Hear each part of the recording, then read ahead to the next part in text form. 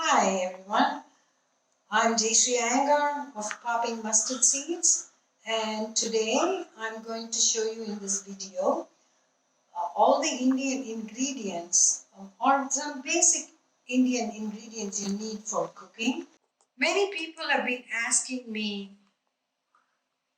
about the various ingredients we use in Indian cooking, and people are not sure what to shop for and what they look like when they go to the store to buy. So what I'm going to do is show you some of the basic ingredients that we use in Indian cooking, and then we'll have another video followed by this where we'll take you shopping um, to show you what how to shop in an Indian store. So I'm going to talk to you in groups of ingredients. The first group I'm going to talk to you is about grains. So they're going to be rice, very popular in southern India. Every day people eat rice. This is just a bag of basmati rice. You can find different kinds of long grain rice for everyday cooking in Indian stores, as well as other Asian stores, and even in your regular grocery stores. So there's whatever you like, the flavor, that's the rice you can buy. This is just one example. And I'm going to show you how Indian bread rotis and naans are made, and typically they use what's called atta. Atta is nothing but whole wheat flour. Ground, chakki atta is ground very specifically fine grind. This is using a chakki. Chakki just means they are not roller ground, but there are two grinding stones that are going to be grinding them together. Of course, these are done in a big, large scale industry, but originally those grinding stones would remove the husk and then they would grind it into fine powder. Now, chakki atta is very popular in northern part of India or Punjab, and where they make a lot of bread. North India, they eat rotis, and in South India, we eat a lot of rice. So chakki atta is the one I use when I make my rotis. But Indian chapatis, rotis, naans, they can also be made with other flours, whole wheat flour or other white flour too. Especially naan bread, sometimes they make with all-purpose flours. Then the other grain it's not really a grain, but it's actually comes from a root, tapioca, and this we call sabudana. Sabudana is nothing but tapioca extruded. It's really a root, but we use it like a grain to cook. So I just put it in together with the grains. The other kind of rice we use is short grain rice. You see, very different from the long grain or basmati rice. And this rice we specifically use in South India to make dishes like dosas and idlis. Idlis are rice and lentil savory cakes, and dosas are like crepes made with rice and lentils. This rice in the Indian stores are also called ponni rice or idli rice. So if you are trying to make idlis or dosas, this is the kind of rice you want to get. So next group of ingredients among the grains is the lentils. Lentils are also called dals or pulses. Now lentils can be whole beans or it can be split. So when they are split, they are called dals. And first dal I'm going to show you is moong dal. Moong dal, all the dals come in bags. This is an organic variety, but you can find non-organic varieties as well. These are a little bit more expensive. I'm just going to show you, they all come in bags, and typically they are all in a 4-pound bag. That's, I think, sometimes the smallest you can get in the Indian stores. Occasionally you might get something smaller than this. So this is moong dal, which is the same. I will put this away and we're going to show you all the other dals now. Moong dal is the same as this. Moong dal is an easy digestible lentil, and split dals are easy to cook. you can soak them in water before you cook them, or you don't have to. You can just, I typically use 1 part of dal to 3 parts of water, and cooks very fast, especially if you have a pressure cooker, and they become very soft and easy to eat and digest. Now the other dal that's easy to digest is tur dal. Tur dal is a flat, it's covered with red color gray husk on top when it's whole, but I typically have never found whole tur dal. They're always split, and these are called red gram dal. And this also in South India, we eat it every day. We make, if you're familiar with sambar and rasam, South Indian foods, this is the dal we use for it. So these two dals are the most easily digestible dals, and you can have them every single day, high in protein. The other dals I want to show you is urad dal. The urad dal, we just talked about making dosas and idlis. Urad dals is actually used in this form, not just to make dosas and idlis, but it's also used in South India as a garnish. We roast lentils just like topping with peanuts or some nuts. We top it with urad dal, and the other dal that I want to show you, or split lentil, is chana dal. Chana dal is this chickpea variety. It's a split chickpea, that's what it is. A little bit harder to digest. Urad and chana we don't eat every single day in South India. So the dals are done. Now I'm going to show you the whole lentils or whole beans. This first, remember we saw the split urad dal. This is the whole urad, or it's called urad goda. And urad goda is what I use when I make my idlis and dosas. It can be made with either, but whole beans have always have to be soaked ahead of time, at least 4 to 6 hours before you can cook or use them in any dishes. The next whole bean I want to show you is moong dal. I showed you this split moong bean, which was this yellow. Believe it or not, it's the same as this. This, when it is split and the green covering removed, it's going to look like that. So moong beans is one of my favorite beans, because these you can soak and cook them 4 to 6 hours, but you can also sprout them. Sprouted moong beans is so simple to do. You just soak it in water overnight. The next day you drain the water in the morning, and then you just keep it in a bowl, or on a, sometimes you can put it on a paper towel if you like wet one. But just keep it in a bowl. Just keep it covered. In 2 or 3 days, it'll be sprouted beautifully, and then you can use it cooked or as salads. So moong beans are very, very nutritious. The other whole dal we're going to talk about is called urad. Urad or black gram whole bean. Urad dal is the same as this, the split one we saw. This is the whole one. Now in Indian restaurants, when you have dal makhani, this is the dal they typically make it with. And if you get tadka dal, it's typically made with tur dal that we saw before. So those are all the typical grains we use in Indian cooking. There are other grains like masoor dal, which is kind of the reddish pinkish dal, which is very similar, which is also something easily digestible, and you can use it to cook instead of your moong or your tur dal.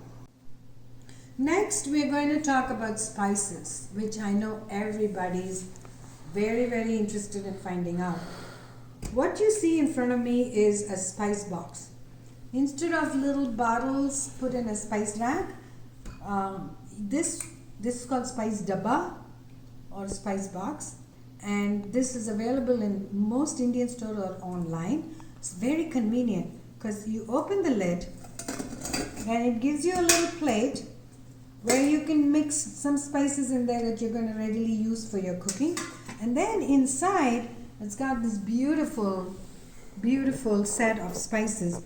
Now, these are the spices I commonly use in my cooking and in my classes. So once you get your spices from the store, take those things you're going to commonly use and then put them in these, the 7 little bowls. Right in the middle is the mustard seeds, which I use a lot. From the name of my company, Hopping Mustard Seeds, you can understand that mustard seeds are an important ingredient. I use it to garnish and flavor food. Then there are cumin seeds. Cumin seeds are another one that I use a lot. So I have it in this box.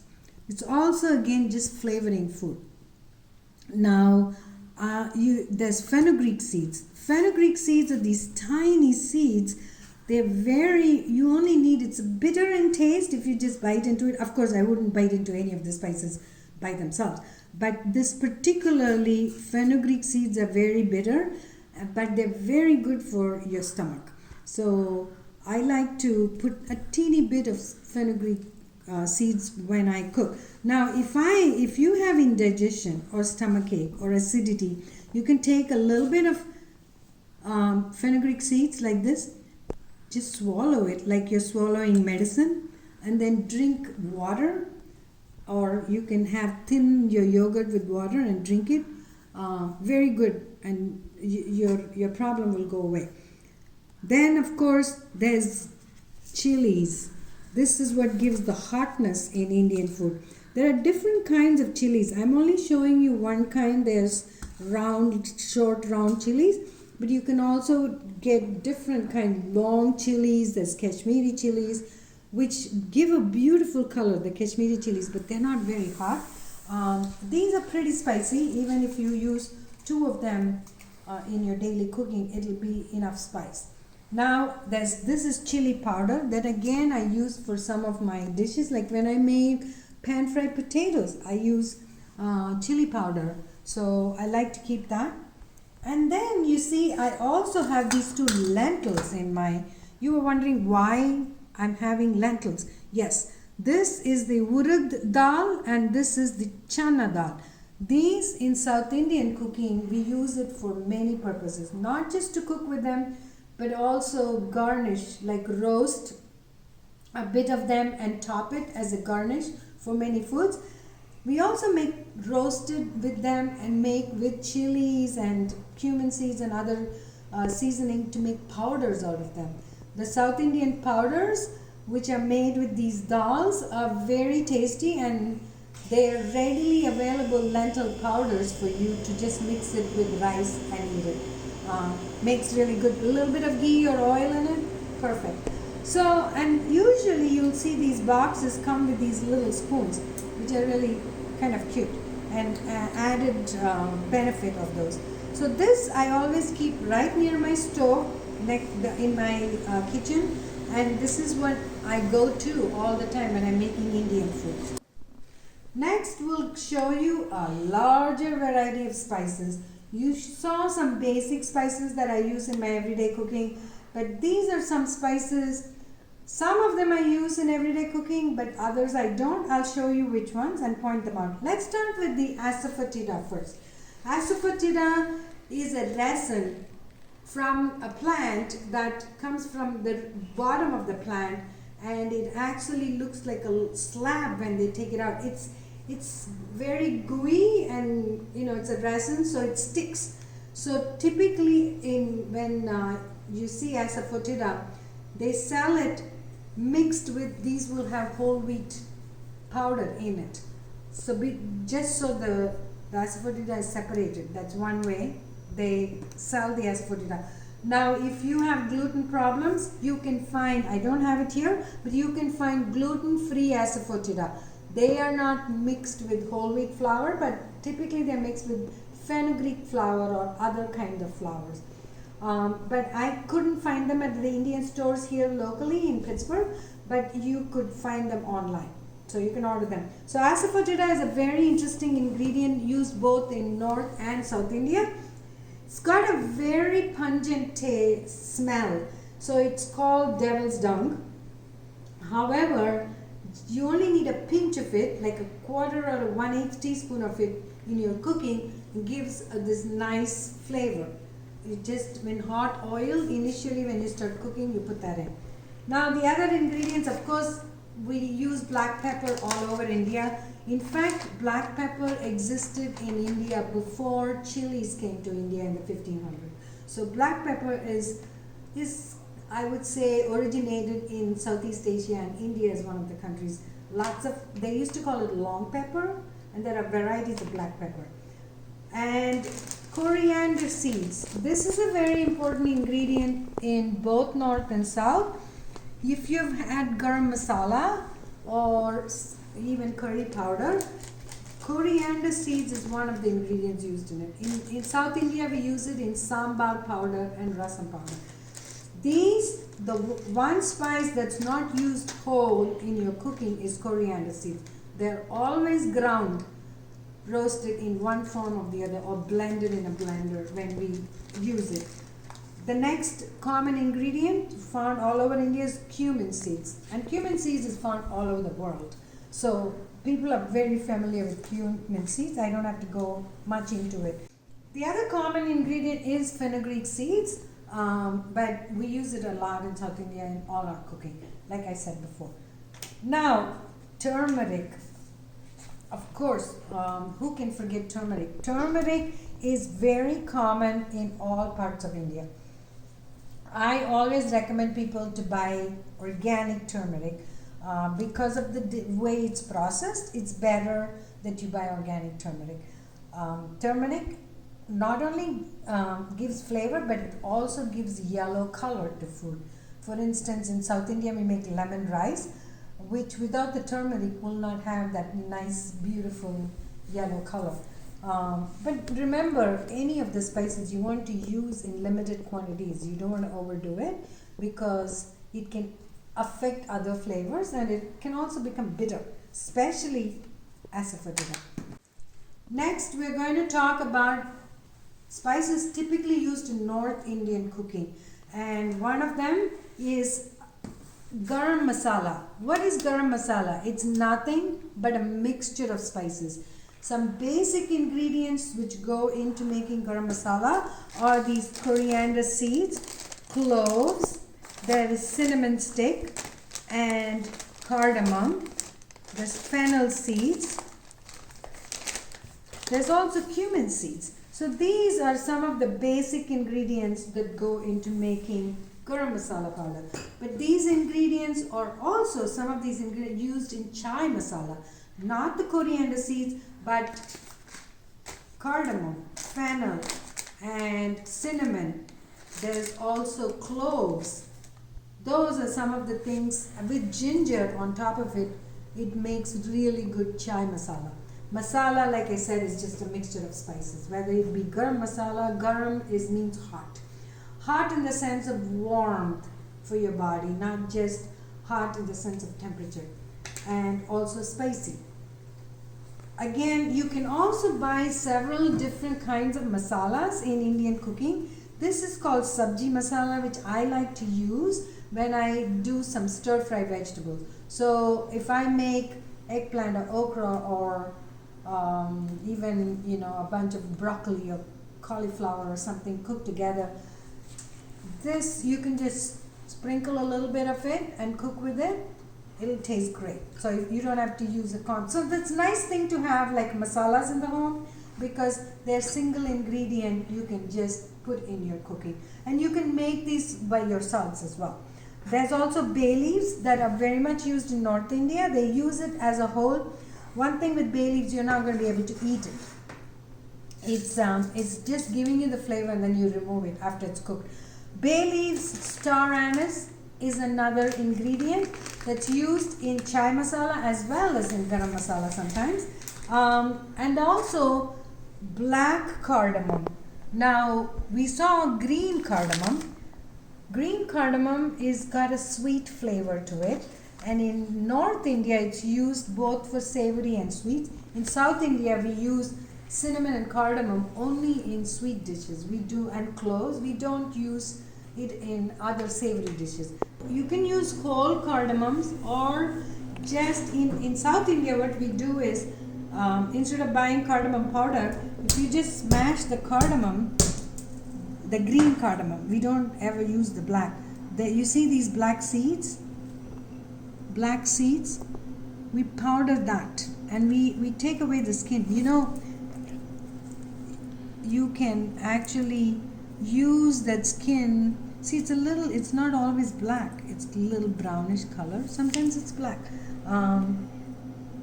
And we powder it and use it. You can also buy cardamom powder, but the black cardamom, as I was telling you, when you smash it, it also has seeds in it. Again, you can use the powder to marinate stuff, or you can use it, powder the whole thing and use it like in chai. You don't have to remove the seeds because you're going to strain it out anyway. But even in garam masala, you can use the whole thing and then powder it together. But if you're going to use it in some kind of sweets in South India, typically we remove the seeds, then we powder it with this mortar and pestle kind of thing. Now let's move on to some other ingredients that we use only in certain dishes. For example, ajwain, or what we call in South India omam, is also called garam seeds. These have a very much like an oregano smell to it, very similar in the flavor and smell. These are used because they're good for your stomach, for digestion. They're used a lot in South India when we make snacks. We make snacks with rice and lentil flour mixed together, and we make several snacks like that. We use this, or masala peanuts, you might have heard of that. We use ajwain because it offsets that spiciness and indigestion. In North India, they use it to make dishes like potatoes, dishes like parathas, which is made with flour. So they are besan, or any other flour. So we use it for only specific dishes, not every day. Now there are other dishes we don't use as common, but they're sometimes used, like kala jeera, which is just black cumin seeds. They don't smell like cumin seeds. If I smell it, it's got a kind of a smoky smell to it. It's different from your regular cumin seeds. Sometimes they use it in making garam masala powder. Nutmegs, not used jadika, we call it in Tamil. This one is used to make in some sweets and stuff. And then there is mace, which is also rarely used. Mace, as you know, can be spicy. Sometimes it's used in making masala powders. Okay, lastly I want to show you nigella seeds, which you may all be familiar with. These black seeds, you smell it, it smells like onion because they're onion seeds. They're also called kolanji in North India and in Hindi. This we rarely use in South India. They also top like naans with it and other breads with it. It gives a beautiful, beautiful flavor when you use it in cooking. Now I want to show you a few other ingredients that we use in Indian cooking. Tamarind. Tamarind paste is very convenient. It's a concentrate. It looks black in color. You might have used it. It's used in Indian and other Asian cooking. It gives sourness to the food. So it's pretty much like black paste in color. It's remember one thing, you can use lemon juice for color, for sourness. Tamarind is very potent and also colors your food. So if you're using tamarind, it not only gives you a sour taste, but it will also change the color. We use it a lot in rasam and sambar in South India. And to make, sometimes in chutneys we use tamarind as well for the sourness. Now, what is tamarind? It's actually a pod like this, which grows on trees, and first it's green, raw tamarind, and then it becomes ripe. And if you open the ripe tamarind, that's where the pulp is coming from. This tamarind has seeds in it.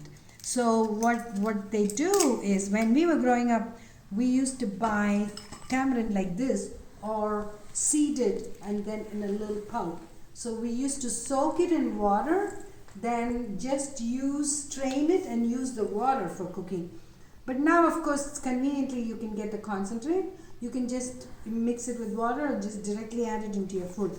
This this is what it comes from, the tamarind, from the pulp, which looks like this. And I actually can feel a seed inside this. So it's a lot of work to get it out, but it's got a beautiful sour taste. Now the other ingredient is jaggery. Jaggery is it's nothing but unrefined sugar. It's made in a mold, and then you just, you can take your mortar and pestle and then just break it and then use it. One thing I'd like to advise with jaggery is you may want to boil it in some water and just strain it, because there may be other ingredients in it, like it could be gritty and you want to remove the grittiness. But jaggery is nothing but unrefined sugar. Then there is this snack or papad or papadam, which you might have had in your Indian restaurants. It's made with lentils, and this is made with urad dal, or like the one we said, the black gram dal, that's the urad dal. And they make this and then they put it under the sun to dry, and then you either deep fry it, which is of course very tasty, but you can just stick it in the microwave, this one, for like, if you're just using one of them, maybe 15 seconds or 20 seconds depending on your microwave, and you'll see this beautiful papadam, and you can just eat it without any oil. Or you can, in India they also put it over a flame to cook it. So that's the papadam, and sometimes papadam comes with peppers in it, cumin in it, other ingredients in it to give it more flavor. And the one more item I want to show you, the last one, is teas. Teas of India are very popular. This is Assam tea. I like it. It's a very strong tea compared to Darjeeling tea. So those are the two famous Indian teas. There's teas that are grown in other parts of India as well. This one, you don't want to steep it too long because it's very, very strong, and you just need a teaspoon for your cup of tea. But Darjeeling tea is a little less mild flavor, and you may want to steep it a little longer. So I've shown you the ingredients for making Indian food, but there is some equipment that also would be very useful to have if you're cooking Indian food. So one of the things I want to show you, I'm from South India, and this is an idli maker. Idli, like I said, are made with the fermented batter of rice and lentils. And for idlis, here's what we use. We stack it up. We put the batter in each, after a little oil to keep it from sticking to the pan. And then I have a little nut to close it. Then I have water in a big pot or pressure cooker. Just put it inside, and with this it takes about 12 minutes to steam. Once you see steam coming out, then 12 minutes and your idli is done. 10 to 12 minutes or something. So that's the idli maker. The other thing I wanted to show you is the tawa. This tawa is very, very old, has been in my family for a very many years. This is made of cast iron. As you see, it's well used. This is used for making dosas, or the crepes that I was talking to you about. And if you go to a restaurant, you're going to find these huge dosas. They're not made in this tawa. They're made in huge griddles. At home, you can make small dosas in this. One of the things is, if you have a flat surface on your burner, it might be rocky. So you may want to get a ring that they have burner rings, and then place it on top so that it doesn't rock. Now what I do with mine is I season it with some oil, just drop of oil, smear it all over, and I put some salt all over it and smoke it out. When it starts smoking, I turn off the heat, very carefully remove all the salt from it, and then it's ready to use. And the dosas will come out without sticking to the cast iron. Of course, you can use non-stick, but you have to be careful what kind of non-stick surface you're using. But this cast iron, you can use any kind of cast iron pan, but a flat surface without the edges is the best for making dosas. The last thing I want to show you is what I use when I do my garnish topping vagar or talikirdu in my language for topping the food. So when I pop mustard seeds, so when I am done with my cooking and I want to just flavor it with some mustard seeds, what I do is I use, you can buy similar kind of long spoons in the Indian stores, but typically they don't come up with a lid, and I don't know why. I like to use a lid, so this is a make-do lid I have, and I put the mustard seeds in this. When it's hot and starts to sizzle and pop, I close it with a lid so it doesn't pop all over the place. So we will have a video sometime of popping how to pop mustard seeds as well. But that's the last thing I want to show you. Leave you with the thought about popping mustard seeds for your food. Thank you very much, and I hope this is very useful to you.